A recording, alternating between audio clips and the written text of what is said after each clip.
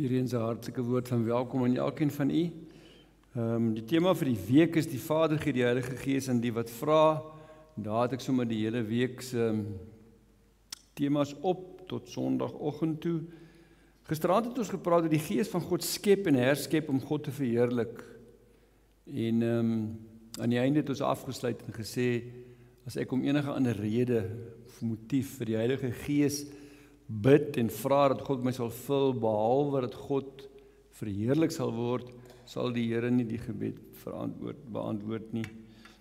En in my voorbereiding, toe ek stil geraak het, ook vir vanaand, toe lees ek 'n baie interessante teks in Esegiel 43, waar Esegiel die heerlikheid van die Here sien kom na die tempel. En kyk, die heerlikheid van die God van Israel het uit die ooste gekom. Die geluid daarvan was soos die geluid van baie water, en die aarde het gestraal van sy heerlikheid. Ons het gisterand gesê dat die heerlikheid van God is die uitstraling van sy wese, soos wat die son se strale, nie die son is nie, maar die uitstraling is van die son se wese, soos die heerlikheid, die kabod, die uitstraling van God se heiligheid. En dan sê hy, die visioen wat ek gesien het, was soos die visioen wat ek gesien het met sy koms om die stad te verwoes. So die Here verskyn in heerlikheid om die stad te verwoes, en hy verskyn in heerlikheid om die tempel weer te vul. En dan staan daar, ek het neergeval met my gesig in die grond. Dit is te veel om in te vat. En dan staan daar, kyk, die heerlikheid van die Here het die tempel gevul.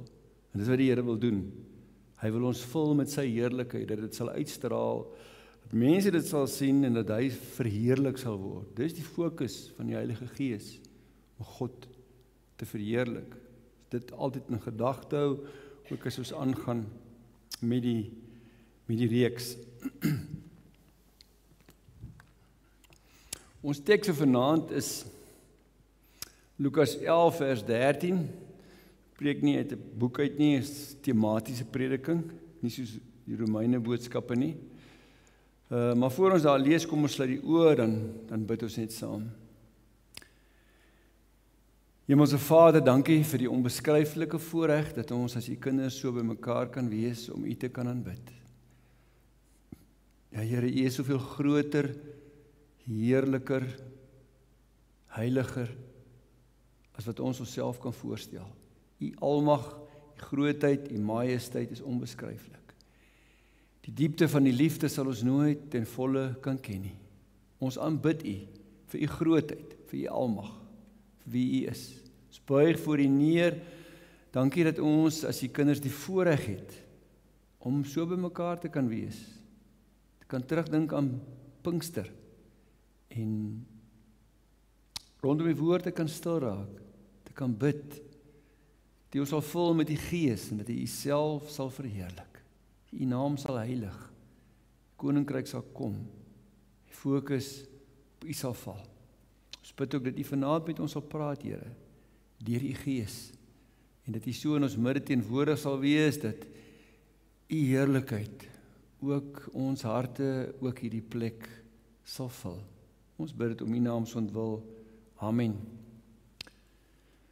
Ek lees vir ons saam, dis Jesus se woorde waar hy sy disippels geleer oor gebed, en dan sluit hy dit af met, as julle wat sleg is, dan weet om goeie geskenke aan julle kinders te gee, hoeveel te meer sal die hemelse Vader die Heilige Gees gee aan hulle wat hom vra.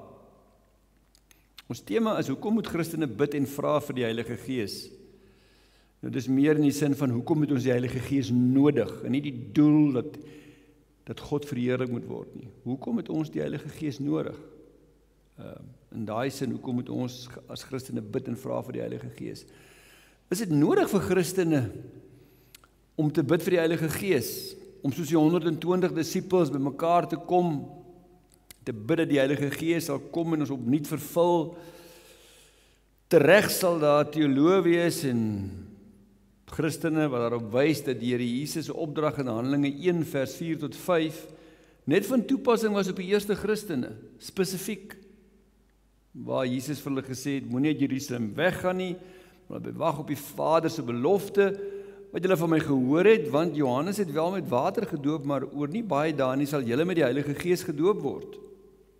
Hoekom is dit van toepassing net in 'n sekere sin op die eerste Christene, sal mense vra. Want, ons het gisteraan daarna verwys, die uitstorting van die Gees, ook genoem die doop met die Gees, was 'n eenmalige, heilshistoriese gebeurtenis op Pinksterdag, die Ou Testamentiese oesfees. Het gepaard gegaan met tonge van vuur, spreek in vreemde verstaanbare tale, wat die uitlandse Jode, wat daar in die stad was, ook helder en duidelik kon verstaan. En op Pinksterdag het die Vader die Heilige Gees eenmalig as 'n gawe aan die kerk gegee. Daarna was die Heilige Gees anders teenwoordig as voor dit, sodat almal wat voortaan in die Here Jesus sou glo, die Gees ontvang. Inteendeel, ons het gisterand ook daarop gewys, in die Nuwe Testament is baie duidelik, jy kan nie in Jesus glo, waaragtig glo, soos Paulus in Romeine 10 sê, met jou mond bely, met jou hart glo, sonder die werking en die ontvangs en die verseëling deur die Gees nie. En dat jy met jou wedergeboorte reeds die Gees van God ontvang. En dit beteken as jy waarlike kind van God is, het jy die Heilige Gees. So jy kan nie vir iemand wat waarlike kind van God is sê, hy moet nou bid dat hy die Gees ontvang nie. Dis 'n dwaling, want hy het dit klaar. As hy dit nie het nie, is hy nie 'n kind van God nie. Paulus bevestig dit, sê niemand kan sê Jesus is die Here behalwe deur die Heilige Gees nie. Ek gee hierdie tekste vir u weer, want dis goed wat mense die mekaar maak, en baie keer vra hulle vra daaroor. In 1 Korintiërs 12 vers 3. En dan in Efesiërs skryf Paulus en sê, in hom is julle toe julle tot geloof gekom het, verseël met die Heilige Gees wat beloof is.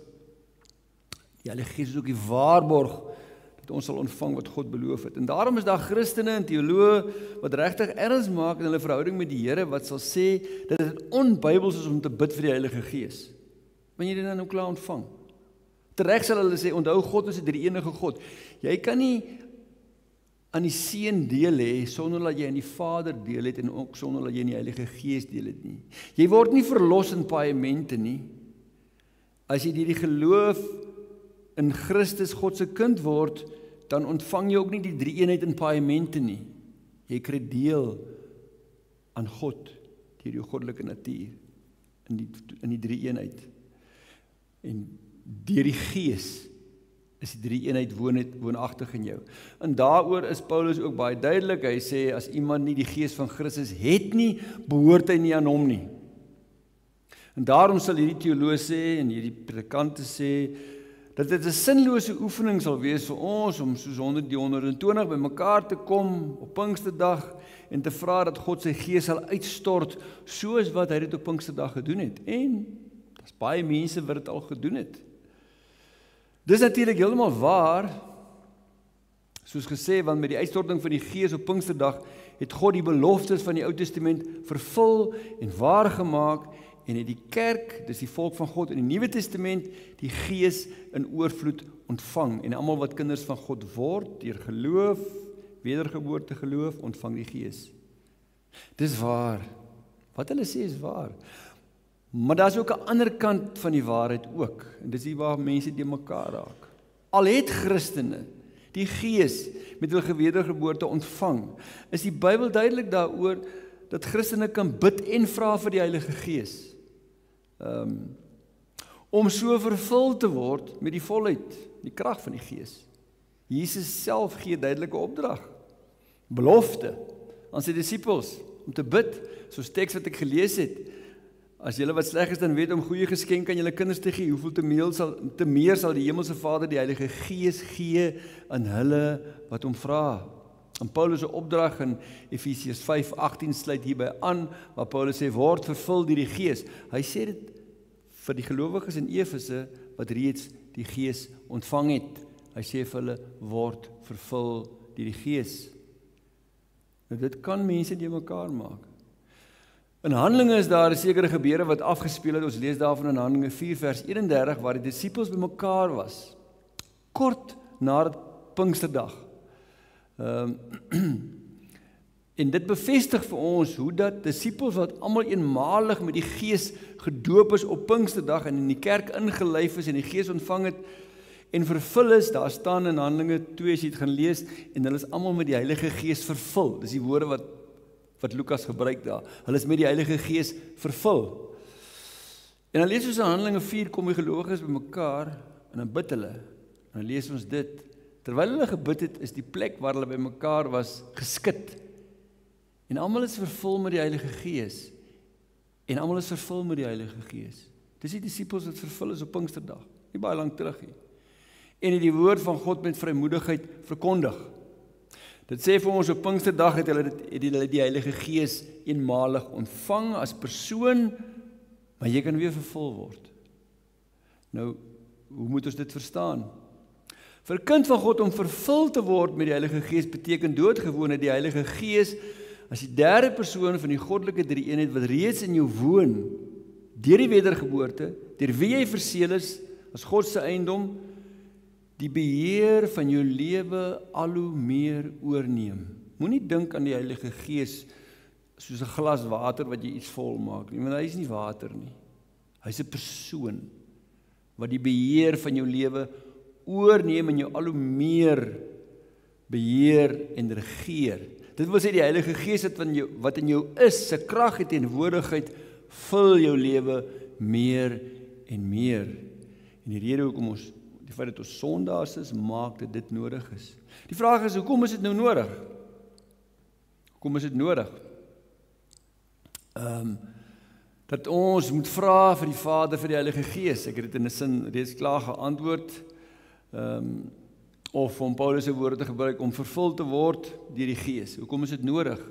Mense so baie oor kan sê, ek dink diegene van ons wat 'n lang pad met die Here stap sal kan getuig dat ons as Christene nodig het om amper daagliks te bid, dat die Gees ons sal vul, dat die Heilige Gees wat in ons is, ons net meer en meer sal vul in die sin dat hy ons lewe beheer en regeer.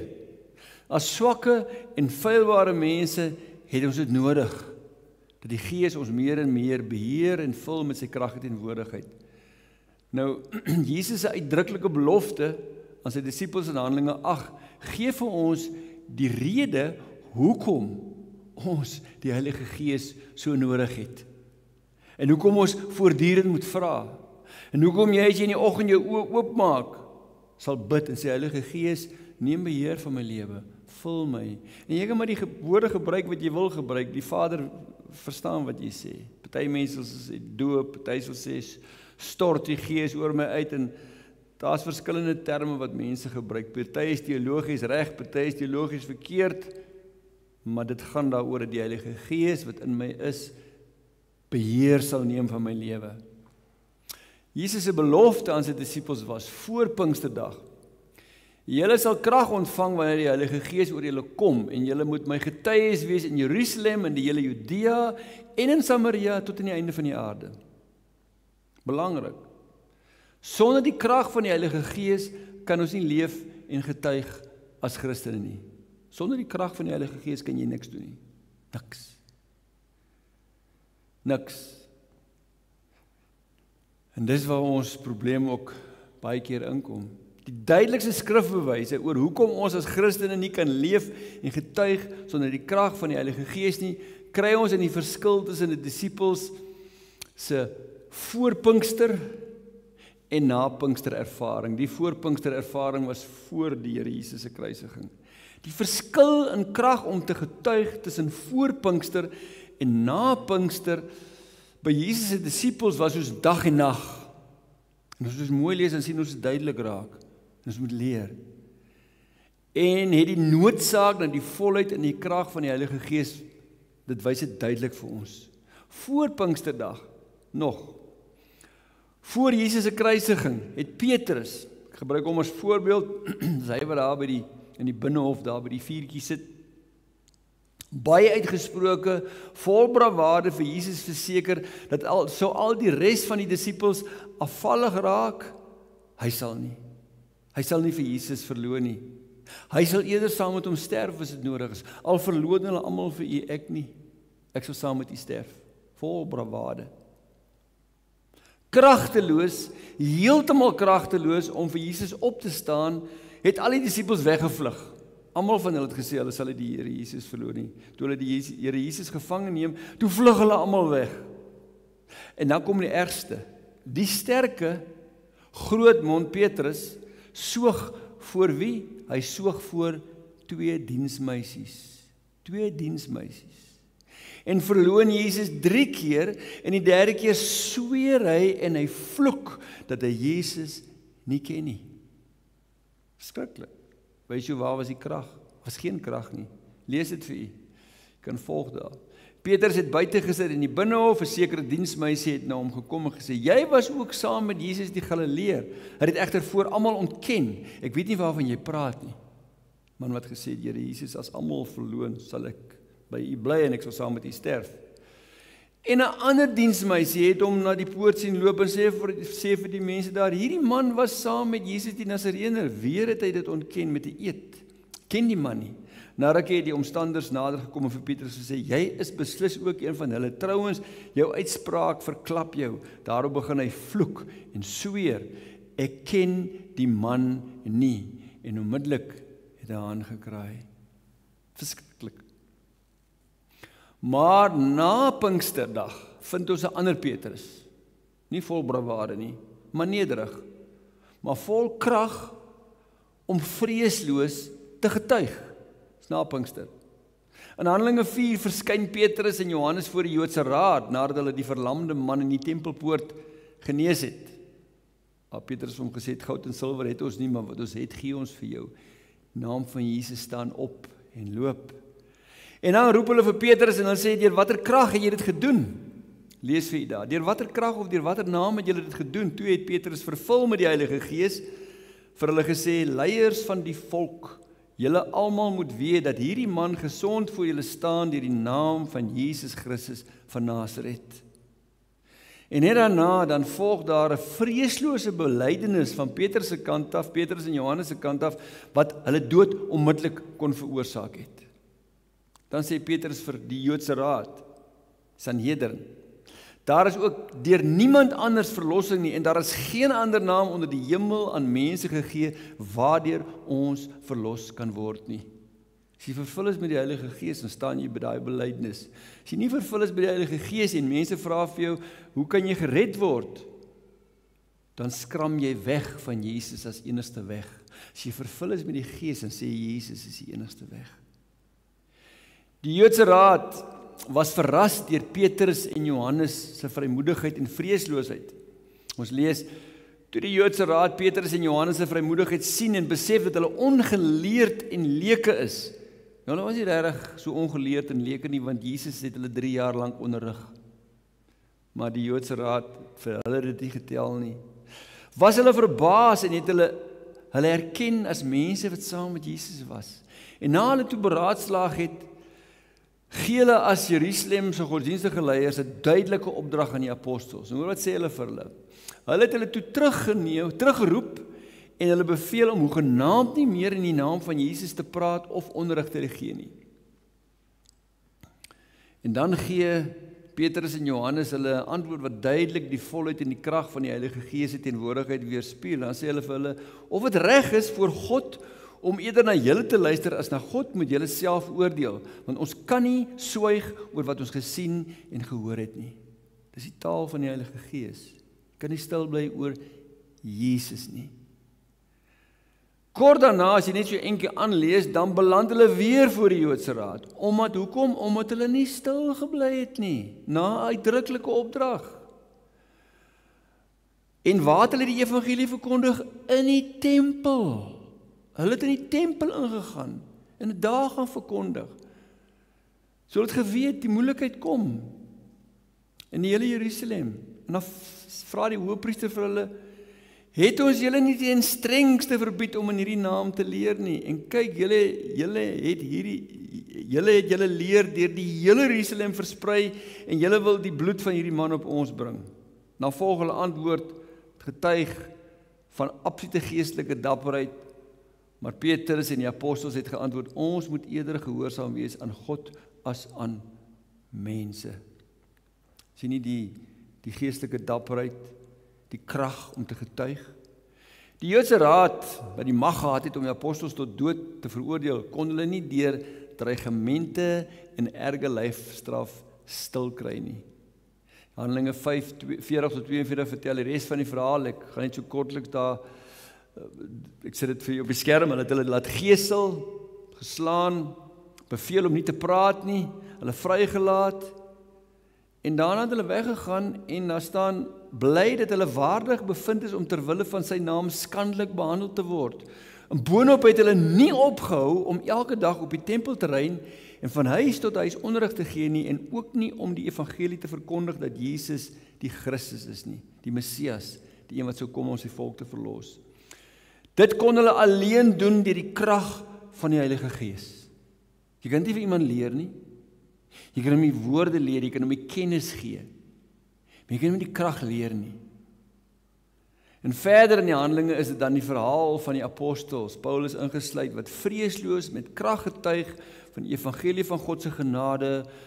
Soms word hulle vervolg, soms nie vir hulle saak gemaak nie. En in die apostels se getuienis sien ons dan die noue verbintenis tussen die krag van God se Gees en die verkondiging van God se woord. Die krag van die Gees en die woord. Die rede is duidelik. Die woord van God is deur die Heilige Gees geïnspireer. Daarom sal die Heilige Gees altyd die verkondiging van God se woord deur geesvervulde predikers bekragtig en bevestig, deur die hoorders ontvanklik te maak daarvoor, omdat die Bybel geïnspireer is deur die Heilige Gees en die woord dan verkondig word deur geesvervulde predikers, sal die Heilige Gees die woord bekragtig en mense se harte ontvanklik maak vir die waarheid van die woord. God sal werk. Daarom skryf Paulus aan die Romeine, ek skaam my immers nie vir die evangelie nie, want dit is die krag van God tot verlossing vir elkeen wat glo. Wat sê Paulus eintlik? Wanneer 'n geesvervulde predikers die evangelie wat die krag van God is verkondig, dan sal die Heilige Gees kragtig werk en die waarheid van die evangelie bevestig en bekragtig in die harte van sondaars wat dit hoor, tot geloof kom en bekeer. Sien die Heilige Gees wat in die persoon is, wat preek en wat getuig, en die Heilige Gees werk deur die woord, kom by mekaar en dan werk God kragtig.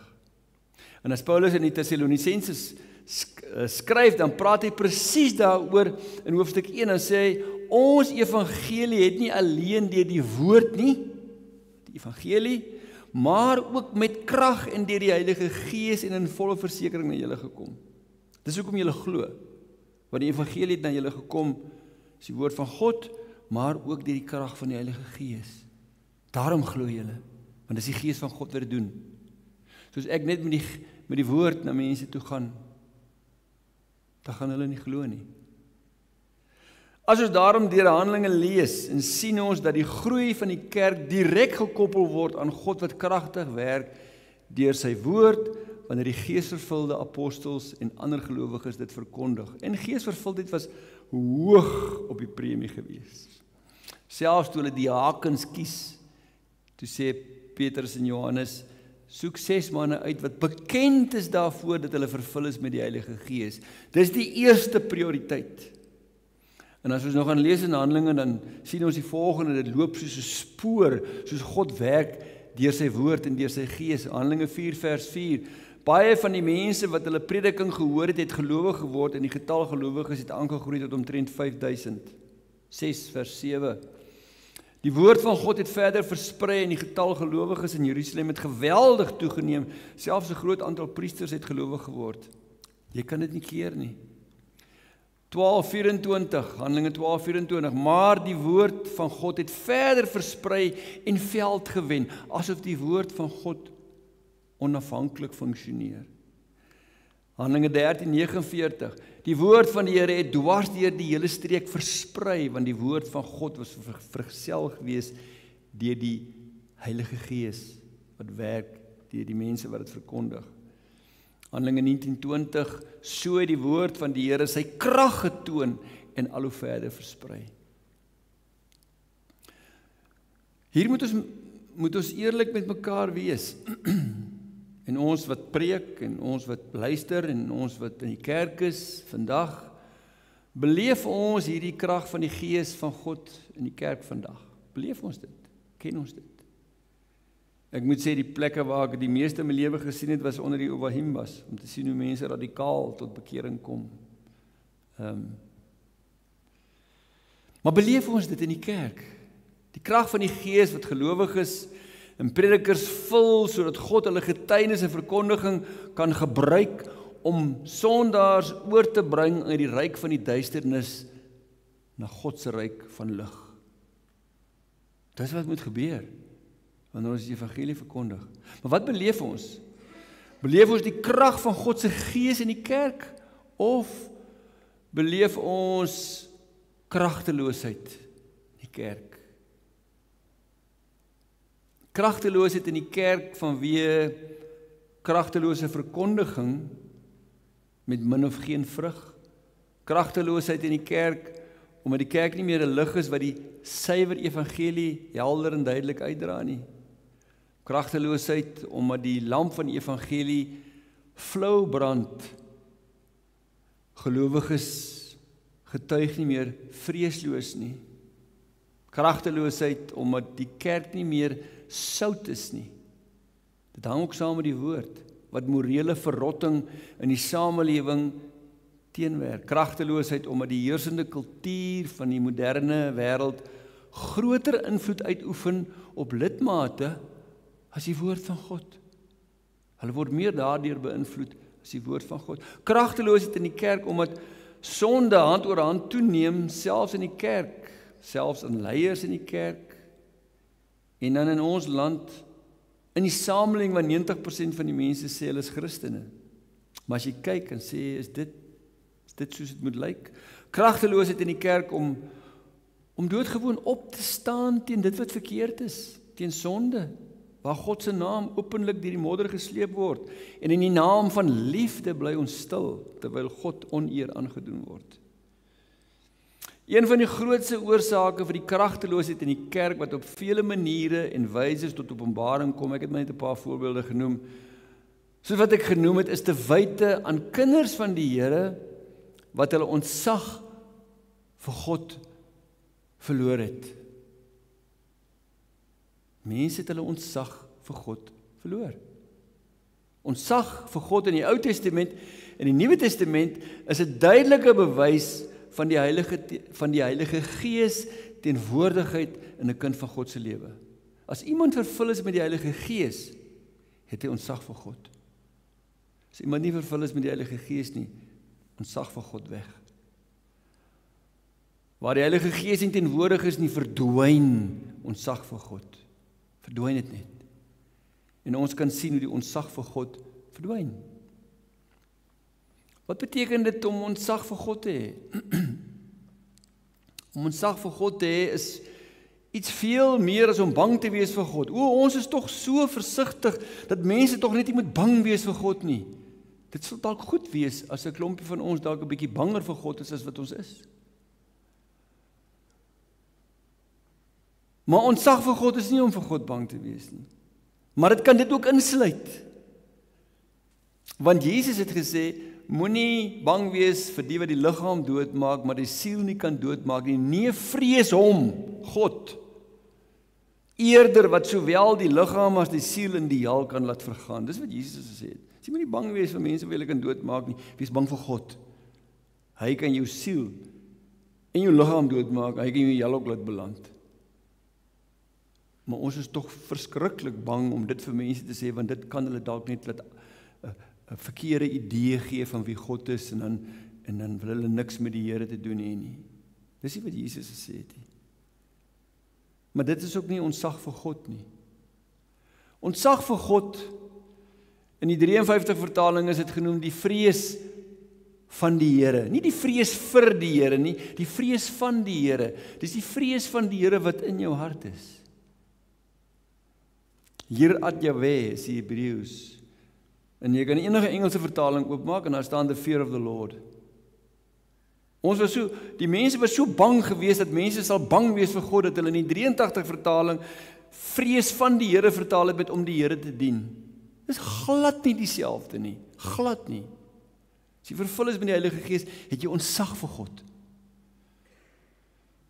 En ontzag vir God of vrees van die Here is in die hele Bybel, Ou en Nuwe Testament, 'n beskrywing van 'n diep en 'n innige geloofsverhouding met die almagtige God, wat gekenmerk word deur intimiteit en deur ontzag. Geweldige ontzag, wat met respek gepaard gaan, omdat ek weet hoe groot en almagtig en heilig die God is vir wie ek lief is. As ek nie vervul is met die Heilige Gees nie, is daar geen ontzag nie. Hy's nie my maatjie nie. Hy's nie my pel nie. As mense oor God praat op 'n manier wat jy agterkom, daar's geen ontzag nie, dan is dit 'n vraag, ken hy vir God enigsins? In Spreuke 1 vers 7 lees ons, ontzag vir die Here, vrees van die Here, is die begin van kennis. Dis die begin.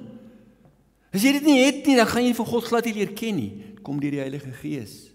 Wysheid en vermaning, is die begin van kennis, wysheid en vermaning, net sotte verag dit. Jy's 'n sot, as dit nie deel is van jou lewe nie. En dit loop soos 'n refrein deur die hele Ou Testament, en omdat alle mense God se grootheid en almag in die skepping kan raak sien, word wat gedoen, die hele wêreld word opgeroep om ontzag vir God te hê. Daarom sê Psalm 33 vers 8, wat so ongelooflik praat oor God se skepping, die hele aarde moet vir die Here ontzag hê, hom moet al die bewoners van die wêreld vrees. Dit is God.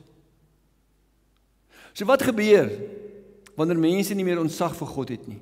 Wat gebeur? Hulle verbreek sy gebooie met 'n glimlag. Maak asof dit niks is nie. Mense sal kom en as hulle kinders, hulle sal op 'n manier inkom en hulle kinders selfs laat doop, want hulle wil hulle kind gedoop. Hulle sal geen ontzag hê vir God om te besef dis iets heiligs waarmee hulle besig is nie, terwyl hulle saak nie reg is nie. Hulle draai die dominee-rad voor die oë. Hulle lewe openlik in sonde en sit in die kerk en is bereid om op die kerkraad te dien. Hulle het geen ontzag vir God nie. Niks. Maak asof dit niks is nie. Jong mense bly saam.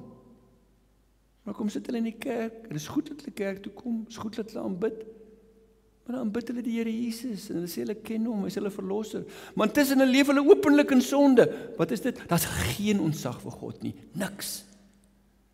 In Maleagi het die Here dit teen sy volk, wat nie meer ontzag vir hom het nie, en sê dan deur sy profeet, julle het gesê, dis heeltemal nutteloos om God te dien, en wat baat dit ons as ons die verpligting teenoor hom nakom, of ons hom nou dien of nie dien, daar gaan niks gebeur nie.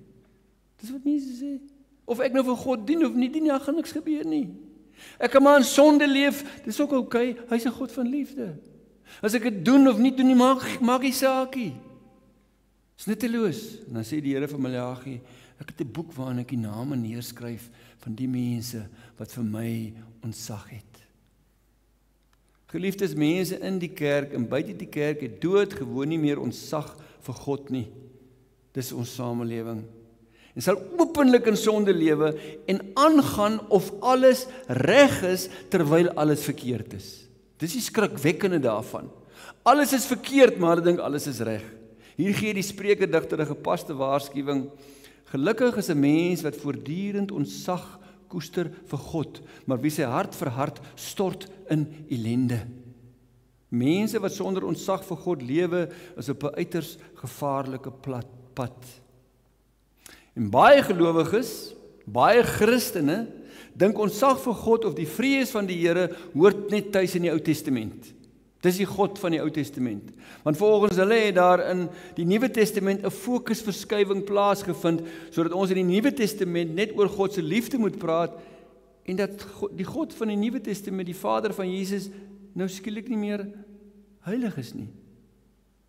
Geliefdes, die feit dat God ons uit genade alleen red, en dat hy ons so lief gehad het, dat sy seun vir ons sonde gesterf het, maak hom nie minder heilig nie. Hy is tog net so heilig soos wat hy was. Nie inteendeel, die Here Jesus se kruisiging wys vir ons hoe heilig God is, hoe hy sonde haat, want nêrens word sy heiligheid beter geopenbaar as op Golgotha, waar hy sy eie seun verbrysel het ter wille van ons nie. As God nie heilig was nie, was dit nie nodig dat Jesus sterf nie. Kon hy ons net vergewe het? Hy kan nie. Op Golgotha ontmoet die liefde en die heiligheid van God mekaar om ons te red. En dit moet my hart met ontzag vir hom vul en met liefde. Daarom steeds die oproep in die Nuwe Testament om God met ontzag te dien, omdat hy heilig is. En daar's baie voorbeelde in die Nuwe Testament. Ag, as jy net in Handelinge blaai, Ananias en Safira het vir die Heilige Gees gelieg. Hulle het 'n verkeerde koopsom se prys deurgegee om eer vir hulle self te vat. Gaan lees dit in Handelinge 5. En hulle het dood neergeval. En toe die vrou inkom en sy bevestig die storie wat 'n man gesê het, toe val sy ook dood neer. Dan staan daar en die vrees van die Here het die mense se harte gevul oor dit wat daar gebeur het. Ek gee net een teks, Lukas 12:28, Hebreërs 12:28 tot 29. Laat ons wat 'n onwankelbare koninkryk ontvang het, dan nou dankbaar wees. En nou dis Nuwe Testament. Laat ons God dankbaar dien met eerbied en ontzag, soos hy dit wil, want ons God is 'n verterende vuur. Dit kan jy net doen as jy vervul is met die Heilige Gees. En daarom moet ons hier ons eie harte ondersoek. Sonder die volheid en die krag van die Heilige Gees sal kinders van die Here geen ontzag hê vir God nie. Glad nie. Jy kan wat se gawe hê, jy kan wat doen net wat jy wil. As ontzag vir God in jou lewe ontbreek, is jy nie vervul met die Heilige Gees nie. En waar die kerk nie meer ontzag het vir God nie, lei dit noodwendig tot 'n samelewing waar mense alle ontzag vir God verloor. Hoe moet die samelewing, die mense wat vir God nie ken nie, hoe moet hulle ontzag hê vir God as die Christene nie ontzag het vir God nie? Iets wat in nouste samehang met mense wat hulle ontzag vir God verloor, is dat hulle ook nie meer ontzag het vir God se woord nie. Die twee goed hang saam. Verloor jy ontzag vir God se woord? As jy ontzag vir God se woord verloor, as die Bybel nie meer God se woord is vir jou nie, en jy lees dit soos enige ander boek, nou, dink jy, God is jou speelmaatjie. Nou. Dis wat met professors en teoloë gebeur. Die Bybel is nie meer die woord van God vir hulle nie, en as God hulle speelmaatjie. En ontzag vir God is geheel al weg. Psalm 112 wys die psalmdigter vir ons die verband tussen ontzag vir God en die liefde vir God se woord. Iemand wat ontzag het vir God, omdat hy vervul is met die Gees, sal altyd lief wees vir die woord van die Here. Psalm 112 sê dit so mooi, gelukkig is die mens wat ontzag het vir die Here, wat groot vreugde vind in sy gebooie. Daai ontzag vir God stoot jou nie weg van God af nie. Dit trek jou na God toe. Dit trek jou na sy woord toe. Mense wat ontzag het vir God, verdiep hulle in God se woord met vreugde en toewyding. Want die teenwoordigheid van die Heilige Gees wat jou ontzag vir God gee jou ook ontzag vir sy woord, want hy het dit geïnspireer. Die Gees wat jou vul, het die woord van God geïnspireer. Daarom sal jy ontzag hê vir God se woord. Tweede rede wat ek wil noem vir die kragteloosheid in die kerk, wat ook saamhang met dat ons nie met die Gees vervul is nie, is wanneer gelowiges nie meer gedring is deur God se liefde nie, om uit te reik na 'n verlore wêreld nie. Jy kan nie mense motiveer en aanspoor om uit te reik na verlore mense nie. Humanisme doen dit nie. God se liefde wat Jesus oorgegee het om vir sondaars te sterf, dis al wat my kan dring om die evangelie by mense uit te bring wat verlore is. Paulus beskryf dit in 2 Korintiërs 5:14, hy sê, die liefde van Christus dring ons, dis die liefde wat God gebring het om vir Jesus te laat sterf, dring my om uit te gaan, omdat ons tot die insig gekom het, dat een vir almal gesterf het, hy het vir hulle gesterf, daarom moet ek na hulle toe gaan. En die liefde van God ontvang ons net wanneer die Heilige Gees ons vul. Op geen ander manier nie. Paulus sê in Romeine 5:5, God het sy liefde in ons harte uitgestort deur die Heilige Gees wat hy in ons gegee het. Ontzag vir God en liefde vir God. Kom van die Gees van God.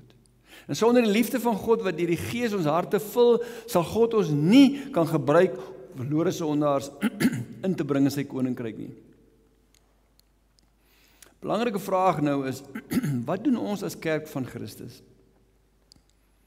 Wanneer ons geestelike armoede, wanneer ons geestelik armoedig is aan die volheid van die Gees, ja, ons eie kragteloosheid en liefdeloosheid ons verlam, sodat God ons nie kan gebruik nie. Ons kan duidelik sien hier's fout. Wat doen ons? Wat doen ons? Dit is baie keer soos 'n man wat sien hy's siek. Hy weet nie wat om te doen nie, maar hy weet hy's siek. As ons besef ons is kragteloos, wat doen ons? Baie mense in die kerk, baie teoloë, predikante ken die oplossing. Baie weet dat krag om vir die Here te leef en te getuig alleen by God en sy Gees, die krag van sy Gees te vind is. Soek julle krag in die Here en in sy groot mag, skryf Paulus in Efesiërs. Ons weet ook, soos die psalmdigter skryf, as die Here die huis nie bou nie, so die bouers te vergeef daaraan. As ek besig is met iets in die koninkryk, en dis nie God wat dit doen nie, kan ek maak net wat ek wil. Ek kan stof opskop, maar as die stof gaan lê, gaan daar niks oorbly nie. Die hartseer feit is dat ten spyte van ons kragteloosheid, ons aangaan om te bou, sonder om regtig ons krag by die Here te soek. Dis 'n baie, baie groot gevaar. Dis 'n baie groot gevaar vir dominees. Die hartseer in die kerk is, en daarby sluit ek myself in, as ons nie resultate sien nie, en as ons kragteloosheid in ons eie midde ervaar, wat doen ons? Baie keer soek ons die antwoord in mensgemaakte oplossings. Dis ons default. Julle ken almal default. Dis waar jy teruggaan. As daar fout kom, dan gaan jy terug na die default toe. Eerder, ons het 'n default reaksie wat ons doen, eerder as om op ons knieë God se aangesig te soek vir die volheid en krag van sy Gees. As Himbas en Zembas en mense in Afrika, as hulle dit sleg gaan in hulle verhouding met die Here en hulle raak skielik siek, wat is hulle default? Hulle hardloop na 'n toordokter toe, alhoewel hulle weet dis verkeerd, want dis waar hulle ongewoond was. Maar die wat die Here ken, doen dit nie. Ons default is anderste. Ons maak planne, want ons kan planne maak. Wanneer die kragteloosheid in die kerk sy kop oral uitsteek, wanneer mense hulle honger vir God se woord verloor, wanneer kerkbywoning afneem, wanneer al hoe meer mense kerklos word, wanneer die liefde vir die wêreld en sy dinge liefde vir God oorskadu, wanneer die sonde die norm word, binne en buite die kerk, en ons maar net stil bly en aangaan. Wat doen ons? In die meeste geval het ons slim planne, want ons kan slim planne maak. Strategiese beplanning, beter strukture, beter toerusting, leierskap, opleiding, lidmaatbemagtiging, beter kategese, meer Bybelkennis, ons moet net ons sangbediening anders kry. Al die planne en nog meer is goed, sommige is uitstekend, en baie van dit moet ons doen. Hoor my mooi, ons moet dit doen. En so is daar egter nog baie oplossings wat voorgestel word om die kragteloosheid in die kerk en die geestelike armoede aan die Heilige Gees aan te spreek. En baie van dit 'n groot waarde, maar dis die punt, niks ter wêreld kan die krag van die Heilige Gees in die gemeente vervang met menslike planne nie. Kan nie die krag van die Heilige Gees vervang deur menslike planne nie. Hoe goed en onmisbaar goeie beplanning, organisasie, beter opleiding, leierskap, ons kan aangaan, wat ook al mag wees, sonder die volheid en die krag van die Heilige Gees is dit aan die einde van die dag oneffektief en nutteloos vir die koninkryk van God. Geliefdes, die boodskap van vanaand is geen nuwe boodskap nie. En die gevaar is dat ons dieselfde boodskap oor en oor hoor, sonder om dit toe te pas. En wat gebeur dan? Raak jy doof. Jy hoor dit, raak jy doof. Die krag van die Heilige Gees is onontbeerlik vir ons persoonlike lewe en vir die lewe van die gemeente. Is onontbeerlik. Dis hoekom ek in die begin vir u gewys het hoe die disippels gelyk voor Pinkster en na Pinkster. Wat het hulle vermag en gedoen met die krag van die Heilige Gees na Pinkster? Hulle het nie strategiese beplanningssessies gehou en 'n klomp beplanning gedoen nie. Hulle het gebid en die Here het gewerk. Daarom moet ons meer as enigiets anders bid en vra vir die volheid en krag van die Heilige Gees. Ek sluit af met 'n getuienis wat ek al met u gedeel het al, van u mag dit dalk onthou. Hudson Taylor was 'n pioniersendeling in China, 1832 tot 1905, vir wie die Here kragtig as sendeling gebruik het. Klein mannetjie. Hudson Taylor het die sendingorganisasie China Inland Mission gestig, deur wie duisende Chinese tot bekering gekom het. So hulle het krag ervaar in hulle bediening. Hoor wat skryf hy in 'n nuusbrief aan die lede van sy sendingorganisasie, van wie hy die hoof was, en wat toe al 'n klomp mense was, sendelinge wat hulle lewe gegee het, baie van het gesterf. Hoor wat skryf hy vir die lede op die 29ste Maart 1892. Hy skryf vir hulle, hy sê, "The supreme want of all missions in the present day is the manifested presence of the Holy Ghost. Hundreds of thousands of tracts and portions of scripture have been put into circulation. Thousands of gospel addresses have been given." Hulle het nie niks gedoen nie. Hulle het hard gewerk. Tens of thousands of miles have been traversed in missionary journeys, but how small has been the issue in the way of definite conversions. Hulle het verskriklik hard gewerk. Baie ontberings deurgegaan. Hy kyk nie daarna nie. Hy sê, kyk hoe min mense tot bekering gekom. We as a mission have much need to humble ourselves before God. Ek gaan lees sy lewensverhaal en jy sal sien, hoogmoed is by hom glad nie daar nie. Few of us, perhaps, are satisfied with the results of our work, and some may think that if we had more or more costly machinery, we should do better. But oh, I feel that it is divine power we want and not machinery. As iemand môre 10 miljoen in ons bankrekening sit, gaan dit niks doen aan die koninkryk van God nie, om mense se harte te verander nie. En dan sê hy, should we do not well, rather to suspend our present operations, and give ourselves to humiliation and prayer for nothing less than to be filled with the Spirit. Asof hy nie vervul was met die Gees nie. Gaan lees sy verhaal. And made channels through which he shall work with resistless power. Dat God ons so sal vul, dat hy onweerstaanbaar sal werk.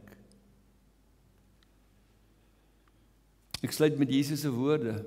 As julle wat sleg is, dan weet om goeie geskenke aan julle kinders te gee, hoeveel te meer sal die Hemelse Vader die Heilige Gees gee aan hulle wat hom vra. Ek gaan 'n geleentheid gee vir gebed. As julle as familie by mekaar sit, bid 2-2, bid 3-3. Ek wil hê bid vir mekaar.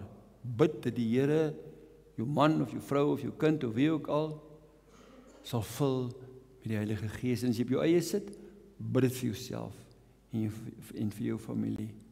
En bid dit vir die kerk, dat die heerlikheid van die Here sigbaar sal wees. En die Here het nie getalle nodig om dit te doen nie. Hy het mense nodig wat aan hom toegewy is, in en deur wie hy kan werk. Ek gee geleentheid vir gebed, dit is nie stil gebed nie, draai na mekaar toe, as jy vrymoedigheid het, die familie, en dan bid julle vir mekaar, vir die vervulling met die Gees, ook vir julle ander familie, vriende ook, en vir die kerk. Ek gee geleentheid vir gebed, en dan sal ek afsluit.